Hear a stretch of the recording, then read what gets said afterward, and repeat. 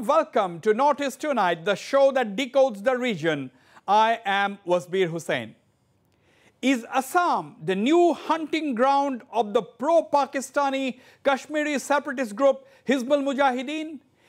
Is Pakistan's best-known cocktail a mixture of intelligence and terror elements setting their sights on the northeast? Well, the arrest of Hizbul terrorist Kamruzzaman, who hails from Assam, by the Uttar Pradesh anti-terrorist squad from near Kanpur, and the subsequent detention of 7 of his accomplices have provided the security establishment reasons to believe that Assam could actually be a recruiting hotspot for the Hizbul, an ominous development that can eventually turn the state into one of its active operational areas. Now, several questions arise. First, the fact that Kamruzzaman from central Assam's Jamuna Mokh town has joined the Hizbul in Jammu and Kashmir first came to light with a viral social media photograph that was duly identified by his mother sometime in March this year. What has the Assam police and the security establishment been doing since then? One is asking this question because after the UP police arrested Kamruz, it has come to light that he had visited his hometown in August and spent a few days. This was revealed by some of his accomplices who have since been arrested. Is it not a case of intelligence failure? We need not wait for the unanswer, but the question now arises, what could have been the Hizbul's plan in Assam or the northeast? Was the terror group only interested in recruiting cadres, or was it trying to expand its operational area? What could have been the pull factors to Assam? Was it the ongoing NRC exercise that the Pakistani minders of the Hizbul wanted to capitalize on, hoping to get some of those to its fold whose names may not at all find a place in the citizenship list? Was it the Rohingya issue that the Hizbul thought it could cash in by playing on the sentiments of some vulnerable people? To discuss the issue and get some answers, I am joined from New Delhi by Dr. Ajay Sahni, Executive Director of the Institute for Conflict Management, one of India's best-known terrorism experts. And at our studios in Guwahati, I am joined by Mr. Mohan Raj, former DGP Assam, Mr. Swapnanil Barua, former Commissioner and Secretary, Government of Assam, and Mr. Sunil Nath, writer and political commentator. I'd like to go straight to you, Dr. Ajay Sahni in New Delhi. Dr. Sahni, I'm sure you have monitored the developments, the arrest of Kamruzzaman, the Hizbul terrorist who hails from Assam, but operating in Jammu and Kashmir, but actually arrested from near Kanpur in Uttar Pradesh, and the subsequent arrest of 7 of his accomplices in Assam. What does this indicate? Does it indicate that the Hizbul was trying to open a new front in Assam, of course, close to the border with Bangladesh? What do you think, Dr. Sahni? You see, first of all, we must not think of Hizbul as some kind of an autonomous or independent entity. All these terrorist formations that are operating in Jammu and Kashmir are instrumentalities of Pakistan's inter-services intelligence. Now, this is not the first time a Kashmiri-linked group backed by Pakistan has been operating in the northeast. You have a very long history of the Harkatul Mujahideen operating in Assam and in Manipur. You have a history of the Harkatul Jihad Islami similarly operating in these areas. So basically what you have is, from time to time, particular groupings are tasked to start recruiting or mobilizing in areas which are thought to be of potential, where a certain potential for instability and radicalization exists. Some handlers will have calculated that the situation in Assam is such that they would be able to find a few recruits and possibly engineer some activities which could destabilize the area. Now, having said that, whatever their intentions may be, you may recall that a couple of years ago you had this attempt to mobilize the Rohingyas by the Lashkar. Was particularly tasked to start recruiting Rohingyas to operate into India. Now, this also failed as an enterprise. So, I think that on the one hand, we must be aware of every possible risk But we should also balance this out in terms of the fact that these people have been arrested and neutralized at a very incipient, very early stage of whatever conspiracies they may have been hatching. Absolutely. And this is what I think we should emphasize, rather than saying that we don't know where this is going to go and Assam is going to burn and Manipur is going. This is not what is happening. Very small numbers of individuals have been mobilized, possibly with on financial bases, possibly because they have already been radicalized by other factors. Dr. Sani, hold on your thoughts. I would like also to just please. Yes, carry on. Yeah, make your point. Yeah, the one thing I would like to emphasize is that this is something that the intelligence and enforcement agencies, whatever little gaps there will be, we are far from perfect in terms of our capacities and capabilities. But there seemed to be a very clear handle on the issue. These people are being arrested well before they have been able to do any significant damage. Okay. So I think this is what we should focus on. Right. Rather than saying that something uncontrollable is now in the offing. Absolutely. Now, we are not saying that actually, Dr. Sani, but we cannot also take the things very lightly. Mr. Mohan Raj, considering Assam's location, considering the situation, the illegal migration issue, the NRC issue, and the Rohingya issue that is happening close by, although we don't have a direct impact of that as yet in India, or for that matter in Assam or the Northeast. Mr. Mohan Raj, are you a worried man, or like Dr. Sani, do you think it has been only the beginning and so there is not much cause for worry? What are your thoughts?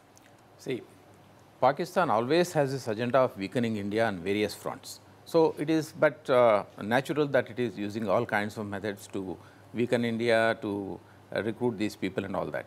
But my take on this is that how is it that these people from Assam, or any part of India for that matter, but Assam particularly, because Assam was not known to have this kind of a spread of terrorist activities. Of course, there were a few earlier, but not in such a big measure. And certainly, this is the first time I think that Hizbul Mujahideen has made inroads into this area. So the matter of worry is that how is that these people have been ideologically converted or ideologically influenced to take up this path. So I would say that most important of all, it is the ideology which is affecting them. And what is the ideology? We are seeing that Wahhabism has been financed to a big extent by Saudi Arabia. In fact, Saudi Arabia has spent about, according to statistics, about $75 billion from 1980 to 2005. Okay. In spreading Wahhabism, and quite a bit of that money has come. Is it that big an issue? It is very big. It is a very big issue. I'll come to that. It might be a very big issue. But I'll tell you. Let me explain. We are discussing in the Assam and the northeastern Indian context. Yes, let me explain this. Because when ideologically people are motivated towards a particular type of, because it is a very extreme ideology. Even they are motivated, Wahhabism is not directly causing terrorism, but it provides passive ideological support for extremism. True, but their ideology overlaps with the extremist ideology. Yes, Mr. Mohan Raj, we'll come to these issues. My point of discussion today is much more specific to the Northeast. Mr. Swapnanil Barua, Assam has a population of 35% Muslim population, and even the Central Intelligence Agencies and others, it's a well-known fact that there is radical Islam is just not there in Assam. Now, despite that, we have seen certain elements, as Dr. Sani was saying, as Mr. Mohan Raj also said, that a few elements, few people. Now, this Kamruzzaman was out of Assam for a long time. He was actually operating in Jammu and Kashmir. He has been influenced into this Hizbul or Islamist jihadi ideology, and he was working for that particular Pakistan-backed outfit. Now, he has been sent by the Hizbul, obviously with some motive, to UP, and he has been arrested. And following his arrest, there has been a trail, and 7 more people have been arrested. So how are you looking at it? Do you think to what level could this have penetrated? Is it sleeper cells? Is there modules of the Hizbul operating in the Northeast? What is your assessment in the overall social context in Assam? I'm asking you to contextualize it from a social point of view in the state. Well, Wasbir, one thing definitely we must not forget that this kind of terrorist organizations in the Muslims, among the Muslims, is not new in Assam. if you go back, there was something called the Malta, which was very effective, Nascent, yes. very nascent, but in the areas of influence, they were already there. And the subsequent, so they were able to mobilize a certain amount of people and keep the ideology alive that we as a Muslim are a prosecuted minority, and that kind of a, normal things that you can put forward to train in a lot of young people. And second development has been is the outflow of labor to other parts of India from Assam, especially from the immigrant areas, to Kerala, to the north, to central Assam, to Bombay, and all these kind of areas. I feel that there's been a certain exposure. So these are the vulnerable people, you mean to say? These are the vulnerable people who have been exposed to ideology, because in Assam there is not much of a scope for exposure to ideology. But I think that outside Assam, when you have a ghetto kind of a feeling, there is a very great chance of these people, when they come back now for holidays, absolutely, to carry on that extension. I will come back and elaborate on that point, Mr. Barua. Now, Mr. Sunil Nath, you have seen things inside out. Mr. Sunil Nath, of course, now a writer and political commentator. You were the publicity chief of the United Liberation Front of Assam, which sets shop in Bangladesh in the early 90s. Mr. Sunil Nath, how are you looking at this development, particularly the arrest of Kamruzzaman and 7 of his accomplices? What is the broad picture that you are seeing in this whole development in the last couple of days? It is quite obvious from the way Kamruzzaman was supported by some of his friends in that area that he could penetrate into his local people up to an extent. But then the brighter side is that, like Dr. Sani has said, they have been caught at a very early stage before they could do any harm to Assam. And the way this Jaman was working, it seems he was being used more in Uttar Pradesh than in Assam. He was having support in his own village or in his own locality. That is okay. But his activity was basically outside Assam. So I don't think it is a phenomenon particular to Assam. It is basically somebody who had gone out, had come into Islamic fundamentalist context and was indoctrinated by them. Right. So and a few people were supporting him here because his childhood friends and others. That's what you were saying. Now, Dr. Azay Sani, I mean, from what the panelists are basically saying, I want your thoughts on this. Do you think the Hizbul would be eyeing the northeast, considering its location, surrounded by Bangladesh, having the illegal migration issue, the NRC issue, controversy going on, with the possibility of a lot of people not finding their names and being declared as illegal migrants, or for that matter, Bangladeshis? Do you think this was a broader agenda to capitalize on a certain situation that is prevailing in the state at the moment? Not at the moment. I think Mr. Barua also mentioned Multa, but it is not just Multa. As a matter of fact, we have a list of almost 20 organizations. You will be familiar with so many of them. The MLTA, the PULF, the IILA. You know, there are a whole lot of these Islamist extremist formations over time. I think 19 of them were put on a list of radical organizations by the center as being potentially violent. So it's not something, we should not pretend that Assam is something unique. Organizations like this are operating across this country, and they feed on or feed off any kind of communal disharmony. And let us be very clear, Assam does have a very long history of communal disharmony as well. First of all, the whole outsider movement is sort of laid by a communal angle. You've had, you've had the Bodo Muslim problems from time to time with articulating in extreme violence. So this is a very, very long history that goes on.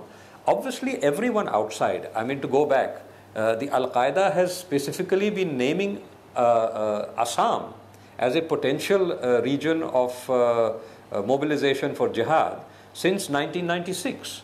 The Islamic State, in its first statements and the so-called map of their Vilayat Khorasan, includes Assam. Yeah. So let us, and obviously Pakistan has been meddling in Assam and in all the movements in Assam for a long time. So, and as I said before, Harkatul Jihad Islami, Harkatul Mujahideen, the Bangladeshi groups like the JMB, Jamaatul Mujahideen Bangladesh, yes, all these with Pakistani backing have been trying to make an entry into Assam. So let us be very clear, the intention to exploit communal disharmony and to exploit any degree of radicalization that might exist in however small a proportion of the population is very surely there, it is consistently there. Simultaneously, we must recognize that despite this long-lasting intention, they have not been able to convert this into any very large movement. The largest movement actually was Multa, and after that PULF, P-U-L-F. Yes. People's United Liberation Front. I think became dysfunctional from 2004. Well, you see, Mr. Mohan Raj, in 1999, the police in Assam arrested 4 ISI operatives. Now, my question is, now this is what I'm trying to understand. Do you think the location of Assam, the border, the long porous border that the Northeast shares with Bangladesh, the issue of illegal migration, do you think Pakistanis who are backing, as Dr. Ajay Sahni said, we cannot look at the terrorist formations in isolation. They are backed by a full-fledged state, which is our neighbor. Now, the point is, if the Pakistanis are backing the terrorists or their ISI operatives themselves are working, as I said in my introduction, it is the most well-known cocktail in Pakistan, a mix of intelligence and terror elements. My question to you, Mohan Raj, is this. Do you think the Pakistanis would be interested in opening a new front in Northeast India, or for that matter, Eastern India, so that they would engage the Indian establishment on both the fronts? Of course, Pakistanis have always been doing it. I mean, there is nothing new about it. See, my take on this is slightly different. See, the speakers have said that it is the sort of victimhood that is playing out. Yes, victimhood is possible because already NRC issue is there, Rohingya issue is there. These can be made use of. But the main thing is that ideological conversion and especially Wahhabism is mainly responsible, and I feel that central government should keep an eye on where the funds are going, how it is being utilized in all the areas all over India. And that is the most important thing, because it is not, see, the Wahhabism is influencing Al-Qaeda, Boko Haram, ISIS and most of the international militant organizations. And they are not fighting a war for just 10 days or 1 year or 10 years. No, their aim is it may be even 100 years or 1,000 years, because the Wahhabism says that ultimately the entire world has to be ruled by Islam. And that's why, you find Al-Qaeda chief writing to Americans. It was the whole letter came out in the one of the newspapers there, Observer or something like that, and where he is asking all the Americans to convert to Islam. So their agenda is not just a short-term agenda. It is not just Pakistan doing it. Pakistan is doing it for its own use. No, but the behind it is an international kind of a thing. On the social part of it, another development which I forgot to mention was that what has happened is that the migrant community or the minority community, we are seeing an upsurge of education there. But the education there has not been converted into jobs and things like that. What I'm saying is that in the sense that from zero literacy to more or less middle school pass type boys have increased all of a sudden in the last 15-20 years. Now these kind of boys are more vulnerable to being indoctrinated into any kind of ism than possibly an absolutely illiterate man for whom his 2 square meals a day is the only concern. No, so I'm seeing that development which is contributing towards this kind of a social aspirations are increasing. Social media also. Social media is contributing a lot. I'll come to you, Mr. Sunil Nath. But Dr. Ajay Sahni, does it look to you that groups like the Hizbul Mujahideen, which are basically JNK based, are actually trying to expand its base expand its footprints in different parts of India? Does it look to you a case like that? I told you earlier, I mean, not as an autonomous organization. They have been tasked to do this. Otherwise, they would look at, contiguous areas. They would look at areas where they already have some kind of an outreach. The Hizb, among other Kashmiri groups, has operated outside Jammu and Kashmir for a long time. A lot of the, you could say 2006, 7, 8 terrorist attacks in other parts of the country did have a Hizb footprint. I do recall that there were attacks even in Delhi which had a Hizb connection. So why would they suddenly, leap across the whole country to go to Assam? It's not as if Assam has suddenly turned into a, extraordinarily destabilized area. Problems have been going on in Assam for years and years. If anything, Assam is more stable today than it was, say, a decade ago. Absolutely, yes. In fact, the security situation in Assam today today... is a very particularly opportune time for them to expand. Absolutely. You are right. The security situation in Assam and Hizb has no reason to reach out to Assam in particular. Right. Absolutely. In fact, let me reiterate this. The security situation in Assam has improved a lot over the years. And in fact, there are a lot of negotiations going on with some of the active groups, and there are only a few groups, including the Ulfa Independent, that is outside the purview of the peace talks, apart from, of course, NDFBS and a few other elements. Now, Mr. Sunil Nath, I mean, what is the equation, do you think, between ethnic insurgent groups and Islamist radical outfits? Because the easy manner in which the Ulfa got shelter in Bangladesh, what does it indicate? Do you think a group like the Hizbul would find some support with any of the ethnic insurgent groups in the northeastern region? Is it probable? What do you think? Well, actually, Islamic fundamentalism and our ethnic insurgencies are poles apart, ideologically. But then again, unfortunately, they also believe that an enemy's enemy is my friend. That enemy's enemy is your friend. Yes, that sort of mentality goes on, and that is why Alpha has always been very eager to reach out to somebody who is against India. And the Islamic fundamentalists are obviously anti-Indian. So there they find a common ground. Otherwise, do you think now, of course, the Ulfa has been ousted, driven out of Bangladesh. Now, during those years when the Ulfa was operating from Bangladesh, you had, of course, joined the mainstream much before that. My question to you, Mr. Sunil Nath, is that during the active years of the Ulfa in Bangladesh, do you think they had got the support? There were a lot of reports that they had meetings with the Al-Qaeda when they were ousted from Afghanistan. They had meetings in Cox's Bazar, so on and so forth. Do you think it was a reality? Do you think it was a fact? And do you think that kind of a relationship might even trickle down, even go on even now at some level? Yes, like I have already said, in Bangladesh also, there is a part of the population and part of the political groups which are very much pro-India, they are in favor of India. But then there are again certain elements which are quite anti-Indian and who come to power now and then in Bangladesh. So wherever there is an anti-Indian regime in Bangladesh, anti-Indian forces get shelter, and obviously Bangladesh becomes a hotbed of inter-gang connections, inter-group connections. There's another point here. I mean, I see a connection in the sense that, operational benefit of both the groups. Now, if you look at the area where these people have been arrested is very near to Dimapur, which is virtually the gun capital of illegal arms capital. Clandestine for all clandestine kinds of a deal. And we have found out all throughout that if you wanted arms in Assam, it was in the Hojai Lanka area. They could well have links with ethnic insurgencies directly or indirectly. That is also a possibility. I'll come to Ajay Sahni. I'll come to Dr. Ajay Sahni with that question. I'll go for a short break, but stay on, don't go away. We'll be right back.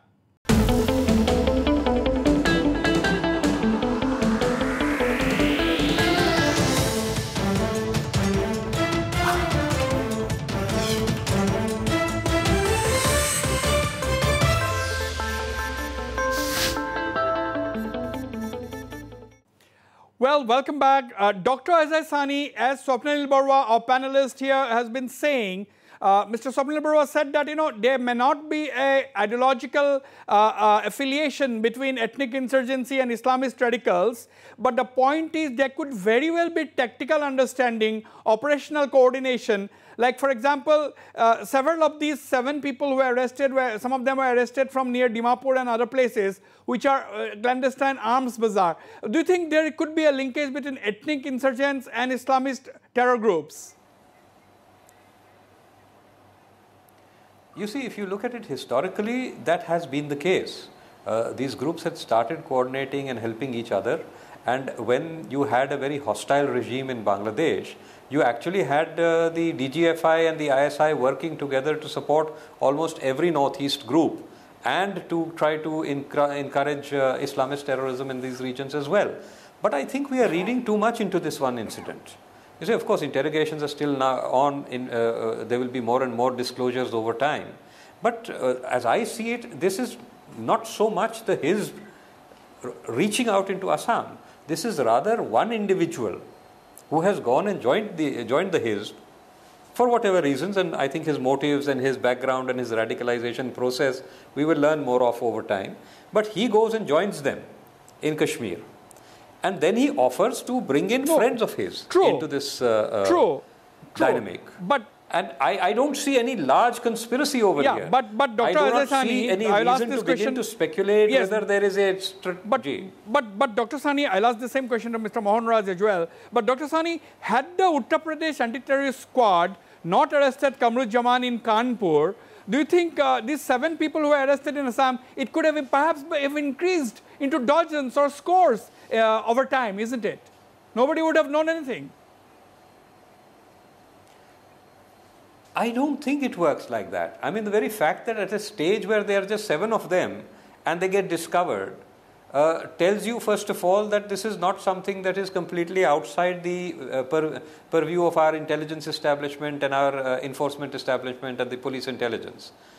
Number 2, 7 people have been mobilized, so scores of people could have been mobilized. Thousands of people could be mobilized. It does not follow. It does not follow. The movement could have completely fizzled out because they are not getting any further recruits. This may just be a small group of friends who have mobilized each other. Okay. And it may not have gone further. You know, we must never underestimate the potential for terrorism. But on the other hand, you must never exaggerate or get into this fear psychosis that, oh, Hizb is coming, so now Assam will burn. What is Hizb? 20 other groups have come and gone. Assam has still not really had a very large problem of Islamist terrorism. It has had small problems, transient issues, little mobilizations. All of them have been neutralized. I would like to just make one small point over here. This is anecdotal. When the Multa started and when they started their activities, my understanding was that the elders, the local leadership of Muslims, called in the leadership of the Multa and said, look, this is not our way. Absolutely. And Multa, thereafter, I think over the early 2000 period, to 99, 2000, 2004, yes, a large number of Multa surrendered. So, Mr. Mohan Raj agrees with you, Dr. Sani. There is a resistance within the system. I agree with this because this is a one-off event. I think this man came and he was trying to recruit and things like that. Anyway, yeah, these people have been caught. But I don't think that this would have snowballed into something big. I don't believe that. And even in J&K, I feel that there is very little these people would have done because, you know, most of Hizbul Mujahideen consists of Kashmiris. Very few persons from, I don't think anybody from outside Kashmir has gone there. And there were a few people coming from Pakistan, from, a lot of communities were involved in this, like even the Sudanese and Egyptians and this kind of people also were coming. But I have not heard of people from the mainland, India going there and fighting. I was one thing concerned is that possibly it could be a demonstrative effect also, in a sense, that trying to bring in or blow up this kind of a issue, or at least make the presence felt, is that one, that now we are seeing a bit of, some kind of a rise of the Hindus in and around the Lanka, Hoja area. So was there possibly an attempt to say that, look, we are, although you may be there, we are also not here. Don't forget us, that we are also there with certain amount of armed backup and all. And same could be the case in the areas bordering So are you saying that these guys may not be influenced by Hizb at all, but trying to utilize that name? Are you saying that? Yeah, that is what I was trying to say. Use and capitalize and cash in.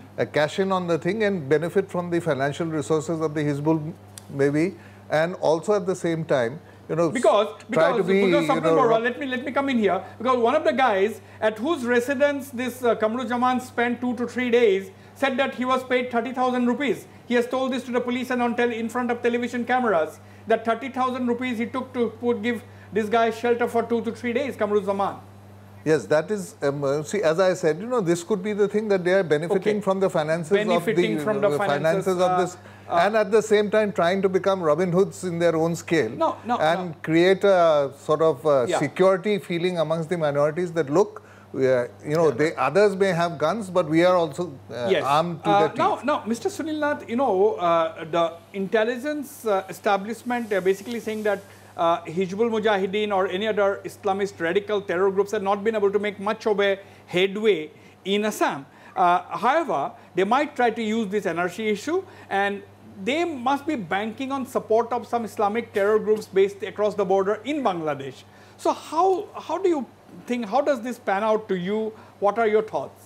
Well, I absolutely agree with Bora sir in the sense that, yes, the increasing level of religious polarization in Assam, within the people of Assam, it might be a fallout where some Muslim youth may get a ghetto feeling and react with becoming more amenable to Islamic fundamentalism. So, I think as a society, as a civil society, we the people of Assam should be careful not to allow, let politics go on, but between us, amongst the people, we should try to avoid religious polarization. Right. Now Dr. Azasani, at one stage, nobody thought that the Red Corridor is going to expand to the northeast, but that became a reality. Several Politburo members of the CPI Maoists have been arrested from Assam. In fact, the lower Dibang Valley districts, Lohit district bordering Tinsukia in Assam, they have become a hotbed of Maoist activities. So nobody thought at one stage that the Red Corridor expand, but it did happen. The Maoists established links with the UNLF in Manipur as well, with the PLA in Manipur particularly. With Koteshwara Rao visiting Manipur himself. Now my question is, can we be complacent? Is there scope for complacency? There is never scope for complacency, but I would like to disagree with what you are saying that the Red Corridor expanded into Assam and into the northeast.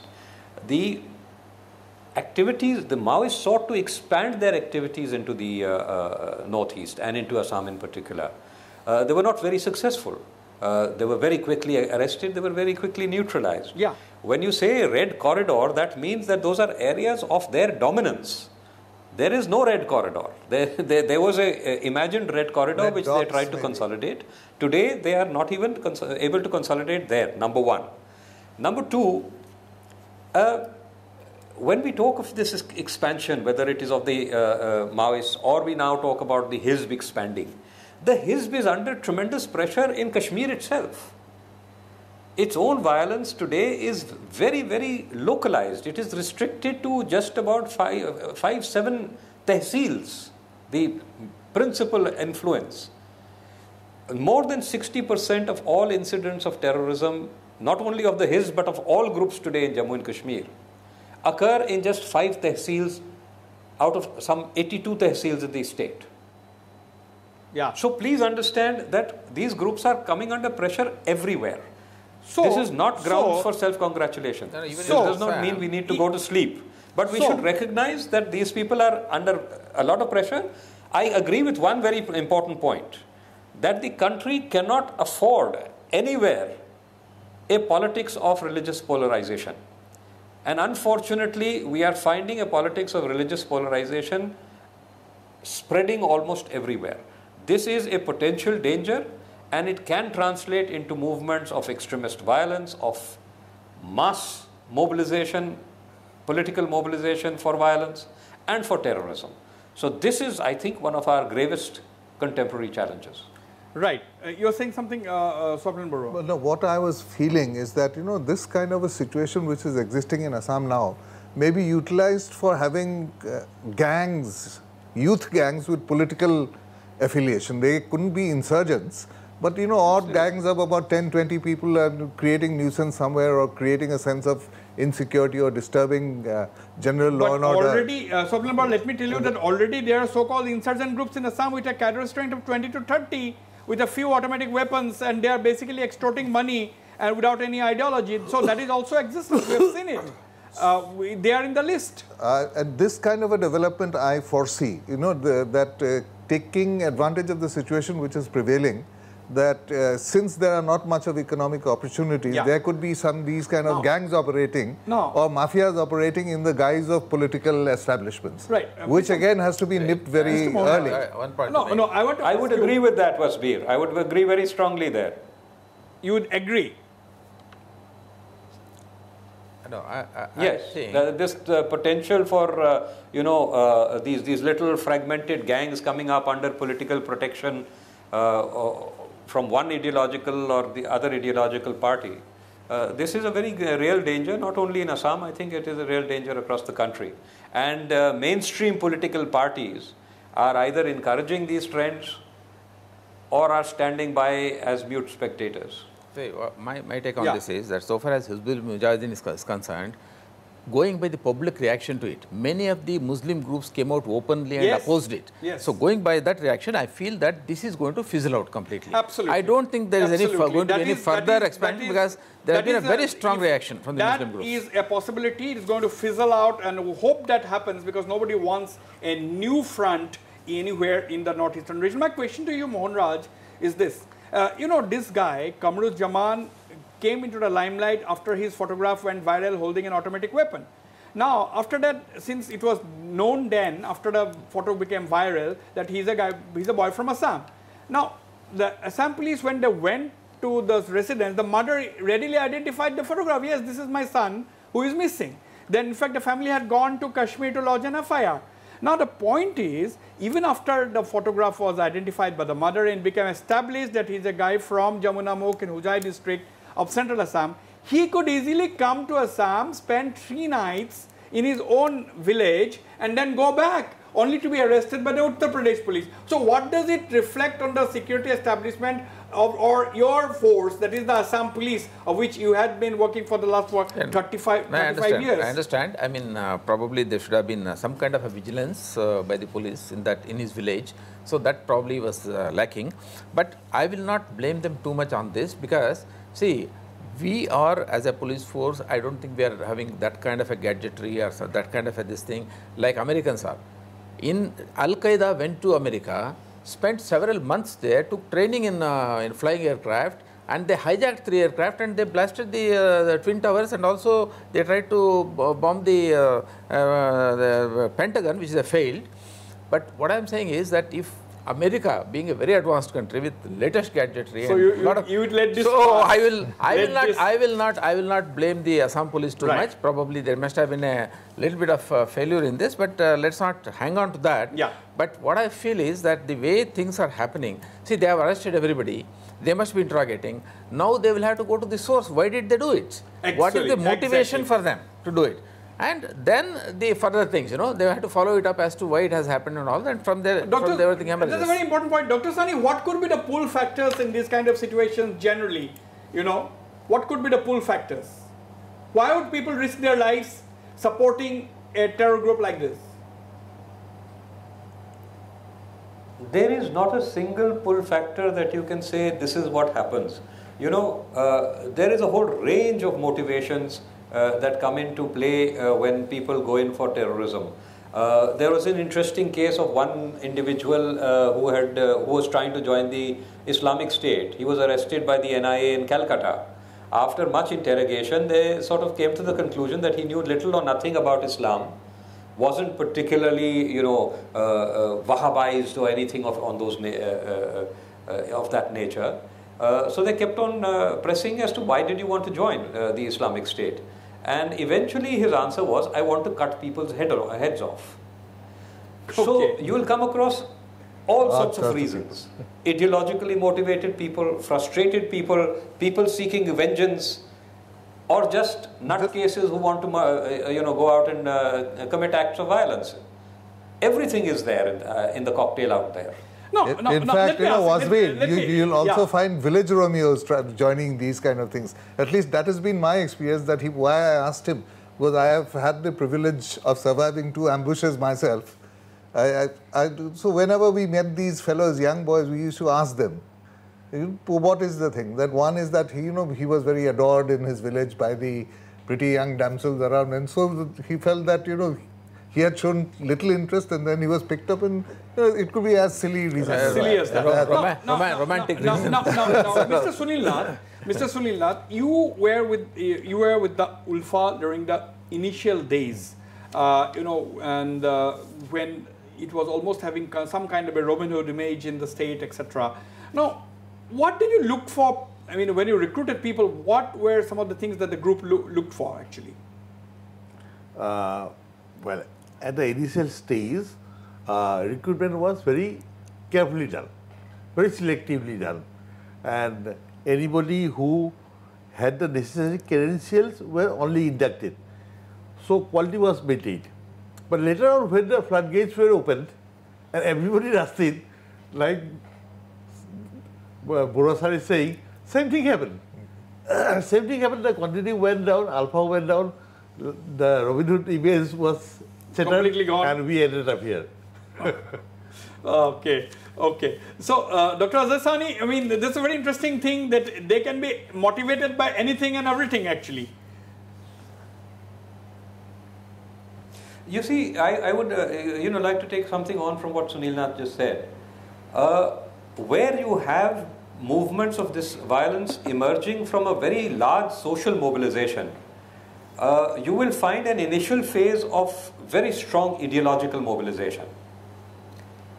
And then there is this, corruption of the movement, the entry of rowdy elements, as Sunil described it as.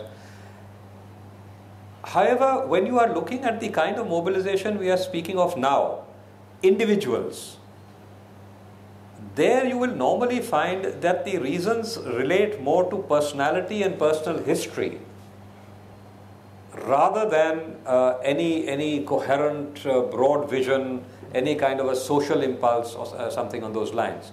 So I think when you start learning more about these people from the questioning by the agencies, you will find that it is the peculiarity of their personal histories. I think one of these individuals had also gone to the Philippines and had some association with radical groups over there.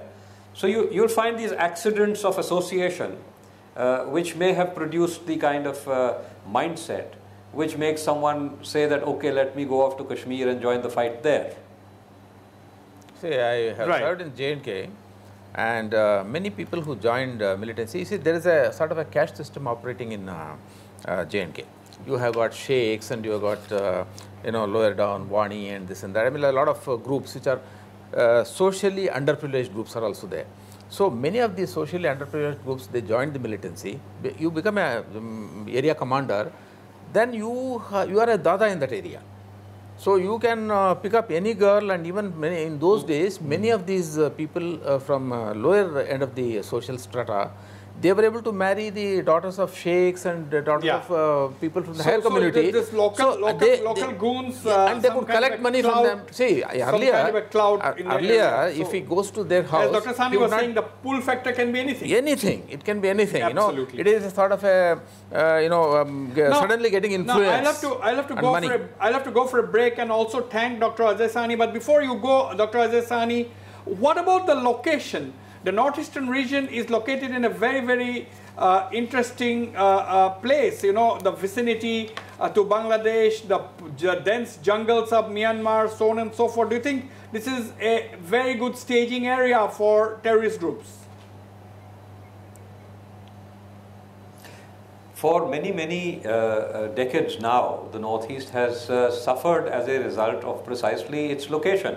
The fact that it shares its borders with neighbors who are have from time to time either been hostile or have been indifferent to activities or have not been in control of their territories to neutralize anti-India activities. Having said that, the same neighborhood could become an opportunity. And I would like to hope that Assam and in fact the entire northeast will gradually move towards a situation where it sees its contiguity with other countries as an opportunity rather than as a disadvantage. I think the windows of opportunity exist. Whether or not they will be translated into reality depends on the sagacity, the intelligence, and the vision of the political leadership. Absolutely. Of which, unfortunately, I see very little evidence. But is there any Chinese aspect to the whole thing? Chinese aspect of the whole thing, we'll have to wait and watch. On this note, I'll thank Dr. Jesani and go for a break. When I come back, we'll continue this very, very engaging discussion.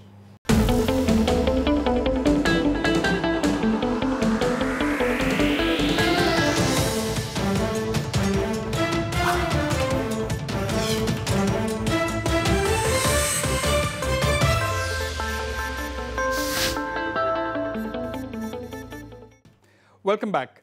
Mr. Mohanraj, well, yes, there is no reason to exaggerate, there is no reason to panic, and there is also no scope for complacency, but what is the road ahead? What are the things that needs to be watched according to you? Yeah, you're very right. I mean, there is no scope for complacency.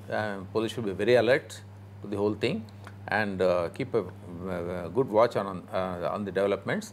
And now that they have some people in their kitty, these people should be very thoroughly interrogated.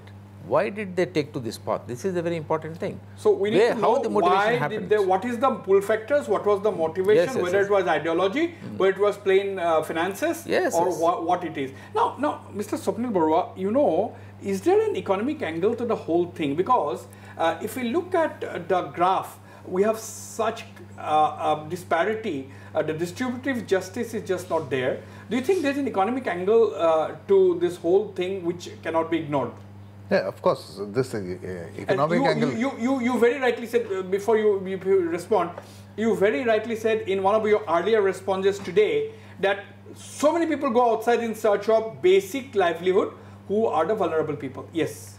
And another thing, that of course is there, and another thing you must notice that the erosion is creating a lot of problem of those immigrant areas. You know, people who had already settled economic lives, because of erosion are losing that, and I can say with surety because those minority pockets like in Barpeta district, in Morigaon district, a lot of land has been eroded, as a result of which economic well-off families have been put into distress, and they have now had to move out of the state itself. So this definitely has a pressure, and see, in an alien environment, when you go all of a sudden from prosperity, there is every chance that you know, the frustration takes you double over than normally would have happened. And that is why I feel that this is one part. And another aspect of it is that which I think needs to be looked into is that the government of the day has not been showing adequate interest in penetrating the minority areas. That you know, they have been concentrating on the areas where they feel that electorally they are secure or would like development. So I'd like to come to you, Sunil Nath, with that very interesting point which Mr. Swapnil Barua has made. Do you think, I mean, he said government of the day, but I don't think any government or any political party in the past have actually tried to do something for the economically underdeveloped chore areas of Assam, for example, where a lot of people live. I'm not concerned who stays there, but basically these are totally underdeveloped areas. Now, whether it is the AODF, which draws their constituency, which draws their support from the chore areas and other areas in Western Assam and Northern Assam, my question is whether political parties are not doing enough, political governments have not done enough at all to penetrate and develop these areas, and do you think that is a potential cause for worry today? Definitely, because governments, they have their own politics, they come into the government with their own politics, but once they are in the seat of power, they are supposed to work for everybody. Everybody from top to bottom of the social strata, irrespective of caste, religion or creed. But that has not happened. Whenever a government comes in, the particular political party who rules that government caters only to their own constituencies, where they can consolidate their base, and generally neglects the opposition ruled areas. what happens, though if the opposition ruled areas are demarcated by religious configuration, then a sense of being deprived because of their religion comes in, which is very unhealthy for democracy. So I think all our intellectuals, civil society leaders should come together to pressurize the government to act for all the people, irrespective of religion, of mother tongue, or caste and creed. So if that happens, I think we won't have any future problems like this. In fact, I was trying to take up with our political leaders that, look, you know, Modi ji has said that he is sending all these central ministers to Assam every day, as a result of which at least we know what are the schemes, or certain amount of involvement in the whole process of the government of India, which was not there before, is coming on. Similarly, the government of Assam, the ministers, if they start visiting those underdeveloped areas where these kind of elements are likely to come up, then there is every reason. Very good point. When our Prime Minister is sending the central ministers to the Northeast, so many never before had so much of central ministers visited the Northeast, Mr. Mohan Raj. Do you think the same can be replicated as Mr. Swapnil Barua, very interesting suggestion. The ministers from Dispur, instead of sitting here and going to only their own constituencies, should visit nook and corner of the state. We are speculating here that this has happened because these areas are underdeveloped or these people are not been looked after. How do we know? Now that we are not speculating on this particular case. Yes, this we have. Since we have them, since we have them, it is better to ask them why did they do it. There may be other reasons also. I am not sure that just because some areas are underdeveloped or somewhere the minister has not visited, that is good enough reason for them to take to arms and do this kind of a thing. There are other reasons, and those reasons have to be studied. What are the other reasons other than economic reasons? No, other than economic motivation, this religious motivation is also one of the reasons. Yeah, religious motivation is also one of the reasons. And economic motivation, yes, if they are poor people, they can take to arms to earn some money. This is also there. Like, if they have been promised. But if I argue that religious motivation comes because they are economically absolutely poor, if there is no livelihood option, that is why the only solace is religious motivation. No. That is also I don't agree with that. There are a lot of people, even doctors and engineers, have been religiously motivated. There was one engineer from Bangalore. That is true. That is true. Bomb the airport in London. The point that I was trying to make is that. And moreover, these people, are they all coming from poor backgrounds? We don't know. What are the background of these people? Are they come from Shar areas? They are basically... They are not from, they are from Hujai and Jamunamukh areas. Basically townspeople. They don't appear to be, say, look at their houses and all which they are showing in TV. They don't appear to be poor people. No, but Wasbir, the point I was trying to make is not that, once you communicate with the people, the political leadership, you understand their problems. You understand their problems and you get a feedback. If you leave it to the security agencies to find out what is happening in the chores, I don't think you'll get a correct perspective of the whole situation. So the more you reach out, the more you get to know how people are thinking, and any kind of vociferous tendencies that happen can be dipped in the bud. That is what I am saying. That is a very general remark. But now we are discussing why this Hizbul Mujahideen having a headway in this area. That is mainly. No, today it is Hizbul Mujahideen we may be talking, but so tomorrow it could be something else. So far as deprived areas are concerned, Mr. Mohan Raj, we cannot ignore the economic aspect, the deprivation of areas. It is not just only the chore areas, it is the tea garden areas are equally, all areas, equally needs attention. Even the tribal areas in Karbi Anglong, you go to NC Hills, they are absolutely underdeveloped even 70 years after independence. And unfortunately, one can say. Let me tell you that the first district council was set up in NC Hills in 1952, within 5 years of India's independence, and even today that is one of the most underdeveloped districts in the state of Assam. So this is shocking figures. Sunil Nath, what do you have to say? Yes, absolutely. See, there should be, overall it should be there. All areas, all poor areas, it should be there. When deprivation, like you said, NC Hills or Karbi Anglong, these are local deprivations. Because they are... No, local deprivation in the sense that they don't have the basic amenities to lead a good life. Yes. What I am saying is that when deprivation assumes religious contours, perceived. I am not saying it is a reality, ground reality, but when a perception takes place that a group of people are being deprived because of their religious identity, then it is an ominous sign for democracy. Then again, coming back to NC Hills, like you said, they have had their own district council for such a long time. What happened? Some of the criminals got rich, stinking rich, and nothing happened to the common people. So I don't think that sort of autonomy also helps.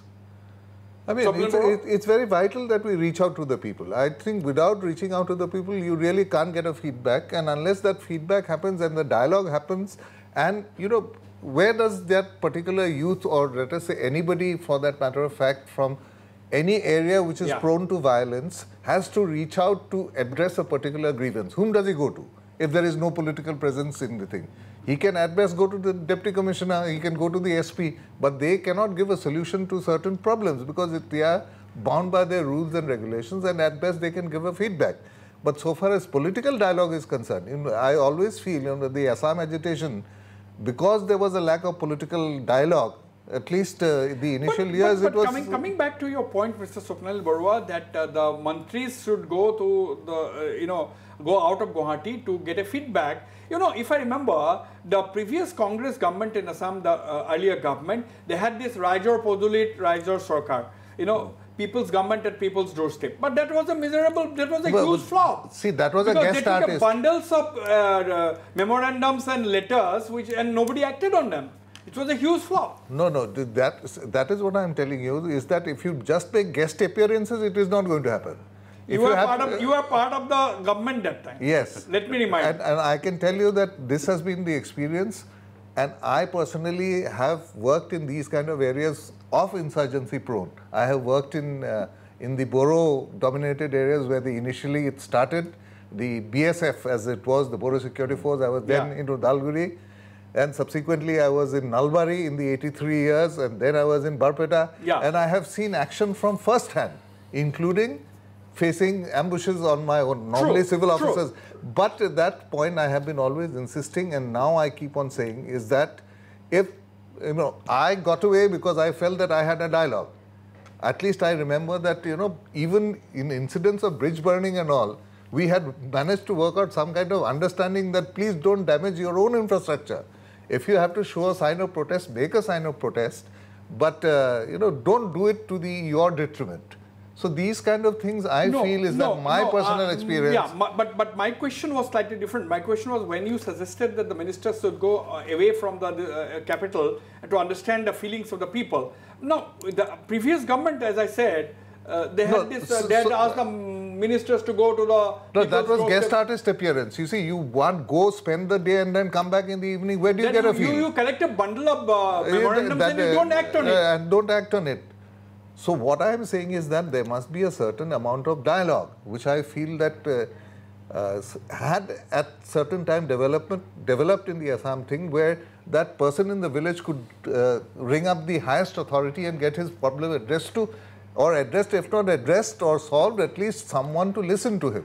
That kind of an agency, unless it is put into place in a state like Assam, where you have so many people having so many complaints, unless there is ministers may not have that much of time to visit all the places. Why not the local officials, DC, SDO, do they have the time? Local officials have no time to meet anybody. You go to the SP, Saab busy hai. You go to the deputy commissioner, he is not accessible. So this is the general trend. And the other thing is... I want a response because you have been holding those kind of positions. No, see, this deputy... my answer to you is that you must develop a political network of the ruling party in the areas which are so far unrepresented. But this question of the SPs and the DCs in the district remaining inaccessible, I mean, is it a huge problem or not? I'm not generalizing. See, I'm not generalizing. They are very, very accessible officers as well. No, what I am saying is that they have been overburdened, because for everything now, you go to the DC and he has to act in time. So he is also strained for time. And I feel that we are overburdening. You are forced to go to, we are diverting from the topic, but we are forced to go to the deputy commissioner because the other department heads just don't work. So this is, what do you do now? Boats have capsized, and then you said you are the... Today you see, we are totally diverting from the topic, but we have to make this point. Today, 6 to 7 people lost their lives in Nagaon just because that particular electricity department, local SDO and officials were just not bothered. that 11,000 kV wire fell and led to the death of 7 people. Why can't there be some arrangement throughout the state that wherever there is such a high tension wire going on top, there should be some protective mechanism, automatic tripping, or some kind of technology? Don't you think, Sunil Nath? Definitely. People's lives are so cheap. Normally there's a net.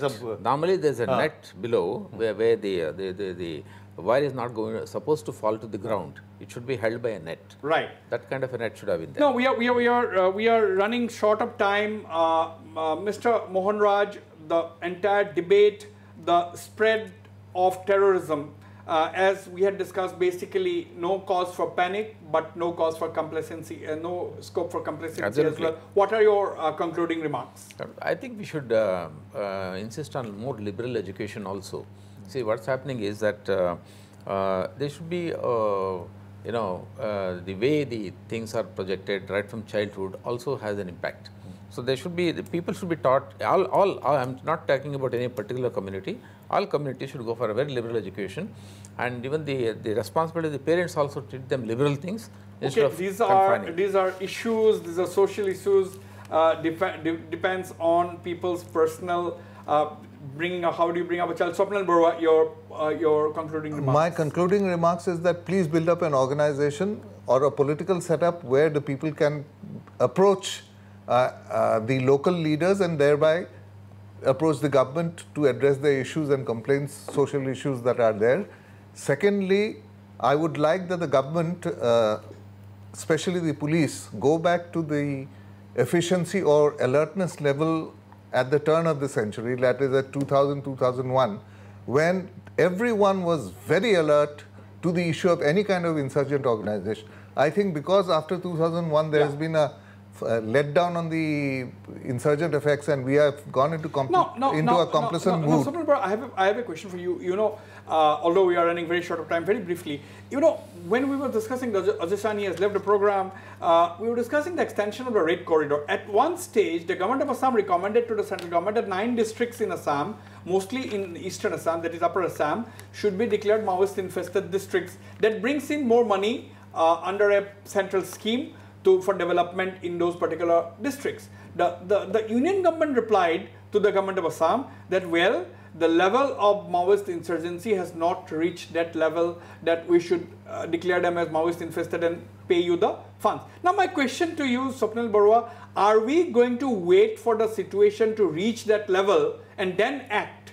Is it the right approach? In fact, what I am saying is that is why you need the proactive government to spread out its wings in every nook and corner to the last village so that people are not caught by surprise of any development and any emerging social trends are well documented and it goes up and down the administrative line or the social line so that we can address the issues which are at hand in time and save the stitch. Absolutely. Sunil Nath, what do you have to say finally? Well, my final remarks would be that I have got full faith in the people of Assam and their secular credentials. I don't think Islamic fundamentalism or any other religious fundamentalism will take its roots in Assam, where we always pride ourselves for being a land of Mahapur Khogwadev and Adan Pukir. So I think Assam will maintain that. Very well said, Mr. Sunil Nath, that he is firmly convinced, he has this firm conviction that Assam will continue to be an oasis of peace where our great saints had taught us humanism and universal brotherhood. But this topic of whether Hizbul Mujahideen has shifted out of Jammu and Kashmir and making Assam or the Northeast its new hunting ground, many of our panelists said that that is not the case. We hope it is not the case, but at the same time, this is an issue that needs a careful handling, and we cannot lose our focus on this issue. We cannot take this issue lightly, and of course there is no scope for complacency as far as the security establishment is concerned. On that note, I end this edition of Northeast Tonight and thank all my panelists for participating in this very, very engaging discussion. Good night and goodbye. Thank you.